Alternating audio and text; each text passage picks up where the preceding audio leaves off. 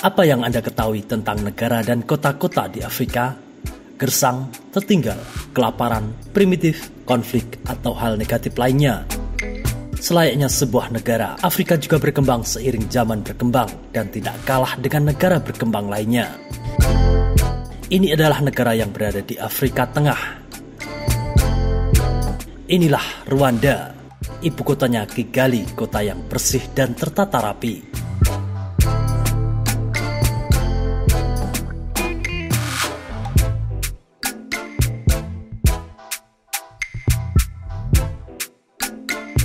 Negara ini digambarkan sebagai Singapuranya Afrika.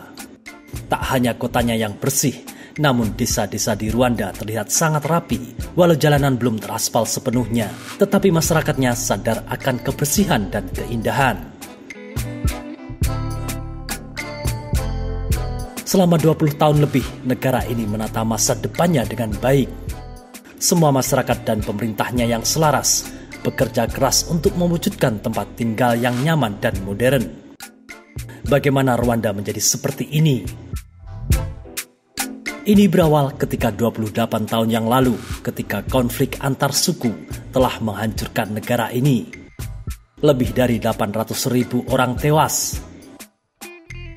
In 100 days, 800,000 people were killed, most of them Tutsis, but also moderate Hutus who were trying to protect their friends, their neighbors, their loved ones. Genosida Rwanda terjadi pada 7 April 1994 sampai 15 Juli 1994. Secara ringkas, pelaku genosida Rwanda sebagian besar adalah orang suku Hutu yang ingin membasmi suku Tutsi. Genosida Rwanda bermula dari wafatnya Presiden Juvenal Habyarimana yang beretnis Hutu akibat pesawatnya ditembak jatuh di atas bandara ibu kota Kigali pada 6 April 1994. Konflik Hutu dan Tutsi di Rwanda bukan hal baru. Mereka selalu berseteru dan terus memanas sejak masa kolonial. Etnis Hutu dan Tutsi di Rwanda sebenarnya sangat mirip. Mereka berbicara bahasa yang sama, mendiami wilayah yang sama, dan memiliki tradisi sama. Namun fisik orang Tutsi seringkali lebih tinggi dan ramping dibandingkan suku Hutu. Beberapa orang mengatakan etnis Tutsi berasal dari Ethiopia. Keyakinan itulah yang membuat mayat-mayat orang Tutsi dalam genosida Rwanda dibuang ke sungai oleh Hutu agar kembali ke Ethiopia. Genosida Rwanda berakhir ketika Front Patriotic Rwanda (RPF) berhasil menguasai Kigali pada awal Juli 1994. Sementara itu, setelah kemenangannya menduduki Kigali, RPF membentuk pemerintahan koalisi seperti yang disepakati bersama. Pastur Bizimungu, seorang Hutu, dipilih sebagai presiden, dan Paul Kagame, seorang Tutsi, sebagai wakil presiden dan menteri pertahanan. Dan mulai sejak tahun 2000, Paul Kagame menjadi presiden terpilih untuk menggantikan Pastur Bizimungu. Sekarang telah terjadi transformasi besar menjadi negara yang penuh toleransi dan persatuan.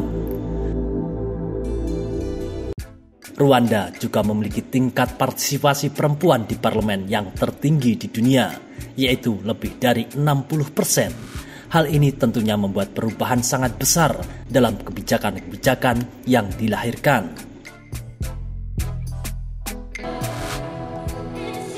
Ini adalah malam peringatan genosida Rwanda. Orang-orang memegang lilin dan berdoa bersama di Stadion Amahoro, Kigali, Rwanda.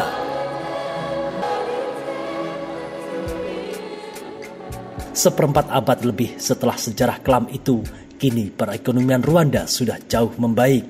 Dan pada 2016, Rwanda ditetapkan menjadi negara kedua terbaik di Afrika sebagai tujuan bisnis. Kini keadaan Rwanda 180 derajat berubah. Pemerintah hadir dan kemudian mencoba menjadi negara yang membawa keadilan bersama-sama, mencoba menyatukan semua rakyat Rwanda. Tidak ada kata ras lagi di negara ini. Semua orang adalah Rwanda. Mereka membangun negara ini seperti sekarang. Negara ini yang aman, bersih, dan modern. Bahkan pada hari Sabtu terakhir setiap bulan yang disebut Umuganda, saat seluruh rakyat membersihkan negaranya. Of this beautiful country, and this is called Umuganda. di mana orang menanam pohon, membersihkan jalanan, dan lain-lain. Rwanda menyatakan bahwa siapapun yang melewatkan Umuganda tanpa alasan yang sah dapat didenda 5.000 franc Rwanda atau sekitar Rp61.000. Semua warga Rwanda berusia 18 hingga 65 tahun diharuskan berpartisipasi dalam Umuganda, termasuk presidennya. Upaya-upaya tersebut membuahkan hasil yang signifikan. Rwanda kini menjadi salah satu negara terbersih di dunia. Dalam upaya mereka untuk mempromosikan aktivitas dan metode transportasi berkelanjutan, Rwanda mengadakan Hari Bebas Mobil Bulanan di ibu kota hijau Kigali.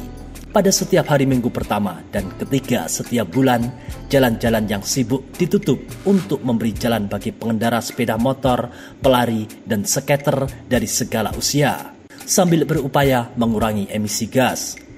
Pariwisata sedang berkembang. Rwanda terus berinvestasi begitu banyak dalam keamanan nasionalnya, dan kini berada di peringkat ke-6 teraman negara di dunia untuk pelancong.